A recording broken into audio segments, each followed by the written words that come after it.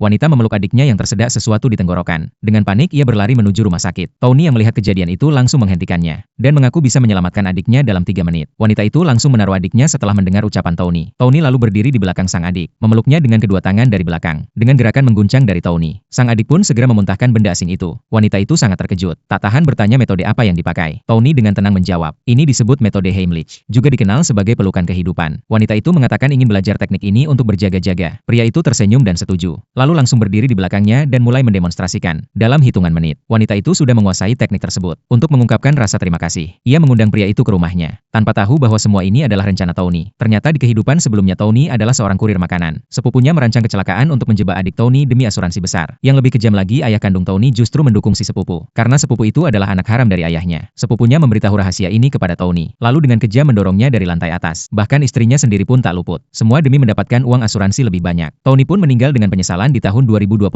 Namun tak disangka, saat membuka mata ia terlahir kembali di tahun 1983. Ia langsung melihat kalender di dinding, dan sadar bahwa hari ini adalah hari yang sama di kehidupan sebelumnya. Saat itu Tony dituduh mencuri uang oleh ayah dan sepupunya, lalu dipukuli hingga lumpuh separuh badan, dan akhirnya dijual ke wanita gila di desa. Kali ini ia ingin mengubah nasibnya. Ia lalu berpura-pura mabuk dan tidur di atas meja. Benar saja tak lama kemudian, ayahnya datang bersama sekelompok orang dengan marah. Mendengar suara ribut itu, Tony yang berpura-pura tidur tersenyum sinis. Sepupunya pun terbangun dan segera membuka pintu, lalu mengajak semua orang masuk ke halaman. Ayahnya langsung menarik Tony dari kursi. Si tukang jagal berteriak menyuruhnya mengaku soal uang yang dicuri. Tony berpura-pura panik, segera menutup sakunya dan bilang tidak mengambil apa-apa. Si tukang jagal tersenyum percaya diri, menyuruh Tony mengeluarkan isi sakunya untuk membuktikan. Tony lalu mengajaknya bertaruh. Kalau tidak ada uang di sakunya, maka ia akan menampar si tukang jagal 2 kali. Tapi kalau memang ada uangnya, ia rela diperlakukan semaunya. Si tukang jagal langsung setuju. Tak disangka detik berikutnya, Tony mengeluarkan segepok kertas bekas dari sakunya. Semua orang langsung terdiam, sementara adik perempuan dan ibunya menghela napas lega. Lalu Tony mengingatkan si tukang jagal soal janji tadi. Si tukang jagal mengira Tony tak berani, namun Tony langsung menamparnya 2 kali, sambil bilang ini untuk menunjukkan ia berani kalah. Lalu ia mengalihkan pembicaraan, mengaku tahu di mana uangnya. Lalu ia memberi isyarat dengan mata ke arah si anak haram. Ayahnya langsung menyuruh Tony berhenti menuduh orang sembarangan. Katanya si anak haram itu satu-satunya mahasiswa di desa, mana mungkin mencuri uang. Si anak haram juga merasa dituduh dan ingin membuktikan diri. Namun begitu ia merogoh sakunya, ia benar-benar mengeluarkan uang 300 yuan. Semua orang langsung yakin dialah pencurinya. Si tukang jagal ingin menyerangnya, tapi ayahnya mati-matian menahan. Tony tahu masalah ini sudah tak ada hubungannya dengannya, lalu pergi bersama ibu dan adiknya. Hal terpenting sekarang adalah mencari uang, agar keluarganya bisa hidup lebih baik. Saat itu ia teringat bahwa menjual kepiting bisa menghasilkan uang. Keesokan harinya ia pergi menangkap sekeranjang kepiting besar. Meski biasanya kepiting tak berharga mahal, tapi ia ingat hari ini ada tamu penting di restoran besar di kabupaten, yang ingin makan kepiting tapi batal karena badai. Jadi Tony berniat mengambil kesempatan itu. Namun di tengah jalan ia bertemu 2 wanita yang berteriak minta tolong. Ternyata sahabat mereka terjatuh di tepi tebing. Mereka memohon Tony untuk menyelamatkannya. Dan aksi penyelamatan ini pun akan mengubah nasib Tony. Karena wanita-wanita itu ternyata